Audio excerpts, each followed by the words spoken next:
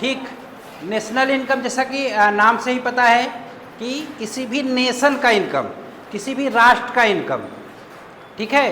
तो national income को इस तरह से डिफाइन किया गया है कि एक फाइनेंशियल ईयर के बीच किसी भी देश के नॉर्मल रेजिडेंट्स द्वारा जो भी फैक्टर इनकम प्राप्त किया जाता है उसे हम नेशनल इनकम कहते हैं। ठीक। अगर ध्यान दें तो दो चीज़ें हैं, एक फैक्टर इनकम और दूसरा नॉर्मल रेजिडेंट्स। कि नॉर्मल रेजिडेंट्स कौन होते हैं और फैक्टर इनकम क्या होता है, तो ये दो चीज़ें क्लियर होनी चाहिए। एक होता है फैक्टर इनकम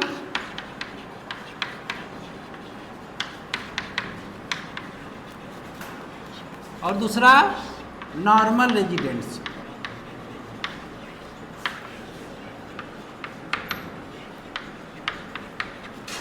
ये दो चीज़ें पता होना चाहिए कि जो नॉर्मल रेजिडेंट्स हैं उनके फैक्टर इनकम। ठीक। तो अगर हम नॉर्मल रेजिडेंट्स की बात करें तो नॉर्मल रेजिडेंट्स क्या होता है, किसी देश का कौन होता है? एक तो देखो, एक तो जो रेजिडेंट्स होते हैं वो होते हैं सिटीजन। अगर रेजिडेंट्स की बात करें तो दो तरह के होते हैं, एक तो सिटीजन,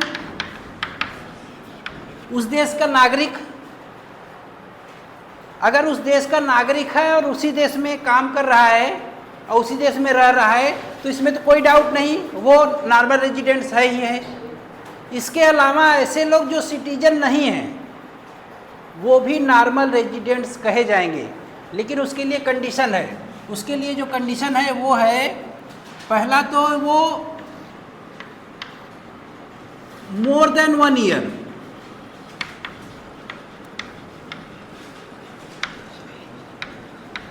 मोर देन 1 ईयर से उस देश में रह रहे हो, ठीक है।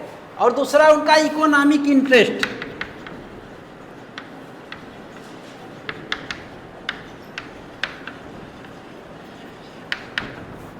यानी कोई भी दूसरे देश का व्यक्ति 1 साल से अधिक समय तक, 1 साल से अधिक समय से इस देश में रह रहा हो और उसका इकोनॉमिक इंटरेस्ट यहीं पे रहो, इसी देश में हो। इकोनॉमिक इंटरेस्ट का सेंस है कि कंजम्पशन,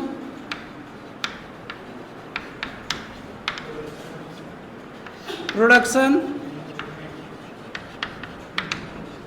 और इन्वेस्टमेंट,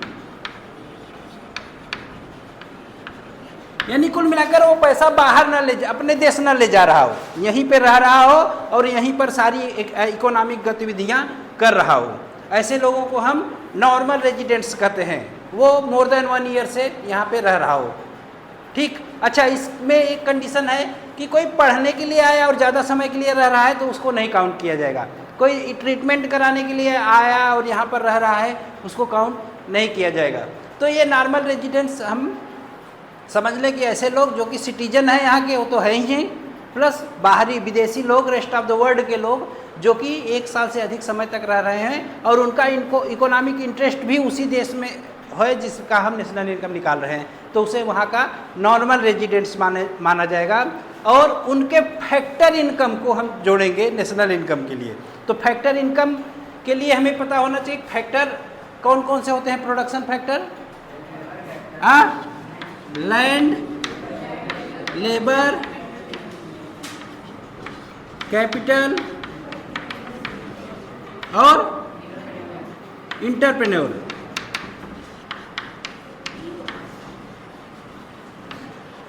ठीक। अच्छा है, सॉरी, इंटरप्रेन्योर। इंटरप्रेन्योर जो है ये 4 होते हैं। अब इनकी इनकम क्या होती है? लैंड का क्या होता है? रेंट होता है। लेबर का क्या होता है? वेजेज। और कैपिटल का क्या होता है? इंटरेस्ट। और इंटरप्रेन्योर को क्या मिलता है? प्रॉफिट। अब देखो, ये जो नॉर्मल रेजिडेंट्स होते हैं उनको जो फैक्टर इनकम मिलता है इन रूपों में, रेंट, वेजेस, इंटरेस्ट और प्रॉफिट के रूप में जो होता है, इन सभी के जोड़ को हम कहते हैं नेशनल इनकम। ये कहा जाता है नेशनल इनकम। ठीक। अब एक चीज और है, अगर फैक्टर इनकम है तो नॉन फैक्टर इनकम ही होगा।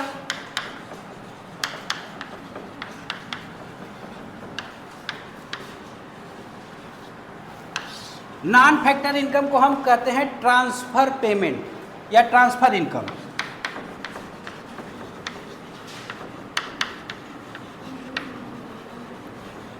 यानी ऐसा पेमेंट या ऐसा इनकम जो कि इस रूप में ना हो, उसे हम कहते हैं ट्रांसफर पेमेंट या non factor income. Non factor income actual में क्या होता है, अगर हम डिफरेंस की बात करें फैक्टर इनकम और नॉन फैक्टर इनकम में, तो नॉन फैक्टर इनकम जो होता है वो यूनिलेटरल होता है, और ये क्या होता है, बाइलेटरल। बाइलेटरल का मतलब जब हम कुछ सेवाएं देते हैं उसके एवज में जो पेमेंट मिलता है वो बाइलेटरल हो गया। जैसे हमने अपना कोई रूम दे दिया, ज़मीन दे दिया प्रोडक्शन के लिए, तो उसके एवज में मुझे क्या मिलेगा, रेंट। मैं खुद ही काम कर रहा हूँ तो मुझे वेज मिलेगा, हाँ। मैंने पैसा लगाया हुआ है तो इंटरेस्ट मिलेगा, और अगर मैं उसमें शेयर होल्डर हूँ उनके बिजनेस में तो मुझे प्रॉफिट मिलेगा, या खुद मैं बिजनेस कर रहा हूँ तो मुझे प्रॉफिट मिलेगा। तो ये क्या हो, बाइलेटरल, कुछ देंगे तभी कुछ मिलेगा, कुछ देने के एवज में कुछ मिलेगा। लेकिन ट्रांसफ़र पेमेंट में ऐसा नहीं, यूनिलेटरल है, एक तरफा हस्तांतरण। इसके एवज में कुछ आपको देना नहीं है, ये सिर्फ मिलेगा। ठीक, अब इसमें क्या होगा, डोनेशन। ठीक है, डोनेशन जो है दे दिया जाता है, हाँ, चैरिटी, स्कॉलरशिप, हाँ,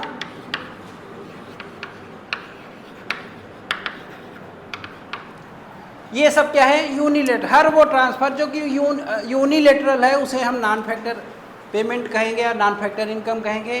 फैक्टर इनकम किसे कहेंगे, जो बाइलेटरल होता है, और ये 4 फार्म में होता है, ये 4 फार्म, और एक होता है रेजिडेंस। ठीक, तो हम लोग इतना जान गए कि क्या होता है। अब इनके इस फैक्टर इनकम के जोड़ को ही हम कहते हैं नेशनल इनकम। ठीक, अब नेशनल इनकम के हम और एग्रीगेट्स जानने के लिए हमें कुछ कॉन्सेप्ट्स और समझना होगा।